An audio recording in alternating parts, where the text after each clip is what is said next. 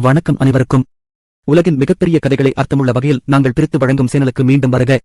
இன்று ஓ பையா, அமெரிக்காவிற்கும் இந்தியாவிற்கும் இடையே ஒரு தீவிரமான வர்த்தக நாடகம் உருவாகி வருகிறது.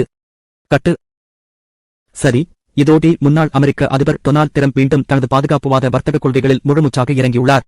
அவர் இந்திய பொருட்களுக்கு புதிதாக 25% கூடுதல் வரியை விதித்துள்ளார். இதன் மூலம் மொத்த வரி 50% ஆகஸ்ட் உயர்ந்துள்ளது.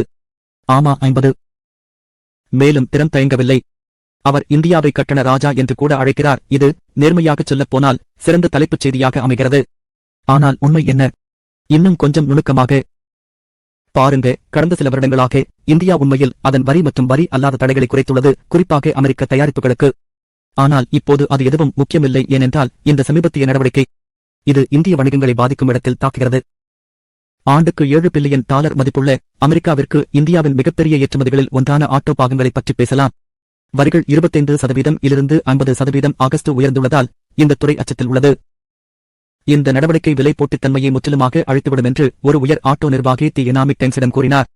மேலும் இது கார்கள் மட்டுமல்ல, லாரிகள், டிராக்டர்கள் மற்றும் மண் அள்ளும் இயந்திரங்களின் பாகங்கள் கூட பாதிக்கப்படுகின்றன.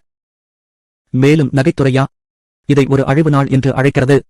இந்தியா ஒவ்வொரு ஆண்டும் $10 பில்லியன் மதிப்புள்ள ரத்தினக் கற்கள் மற்றும் நகைகளை அமெரிக்காவிற்கு ஏற்றுமதி செய்கிறது. இப்போது அந்த 50% வரியால் அது இருண்டதாக தெரிகிறது.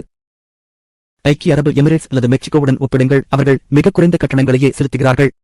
இந்திய நகை ஏற்றுமதியாளர்கள் துபாய் மற்றும் மெக்சிகோ போன்ற புதிய இடங்களை தேடி வணிகத்தை உயிர்ப்புடன் வைத்திருப்பதில் ஆச்சரியமில்லை. ஆனால் இதன் தாக்கம் தனிப்பட்ட தொழில்களுக்கு அப்பாற்பட்டது. இது இந்தியாவின் வளர்ச்சிக் கதையை உலுக்கக்கூடும் என்று பொருளாதார வல்லுநர்கள் கூறுகின்றனர். ஜவுளி, ரத்தினக் கற்கள், கடல் உணவு போன்ற தொழிலாளர் சார்ந்த துறைகள் பாதிக்கப்படுகின்றன. தனியார் முதலீடுகள் அல்லது மூலதனம் குறையக்கூடும். ஏற்றுமதி அதிகமாக குறைந்தால் ரூபாய் பலவீனமடையக்கூடும்.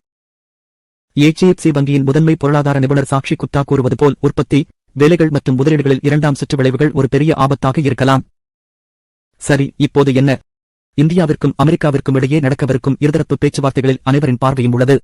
அமைதியான மனநிலை மேலோங்குமா? அல்லது உலகளாவிய விநியோகச் சங்கிலிகளில் இந்தியாவிலிருந்து விலகி ஒரு பெரிய மாற்றத்தை நாம் எதிர்நோக்குகிறோமா? நீங்கள் என்ன நினைக்கிறீர்கள்? இந்தியா பதிலடி கொடுக்க வேண்டுமா? வணிகங்கள் வேறு எங்கும் தேடத் தொடங்க வேண்டுமா?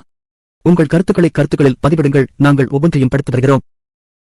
இந்த விவரக்குறிப்பு உங்களுக்கு உதவிகரமாக இருந்தால் உலகளாவிய வணிகம், பொருளாதாரம் மற்றும் இடையில் உள்ள அனைத்தையும் நீங்கள் ஒருபோதும் தவறவிடாமல் இருக்க லைக் செய்யவும், சந்தா செய்யவும், மணியை அடிக்கவும் மறக்காதீர்கள்.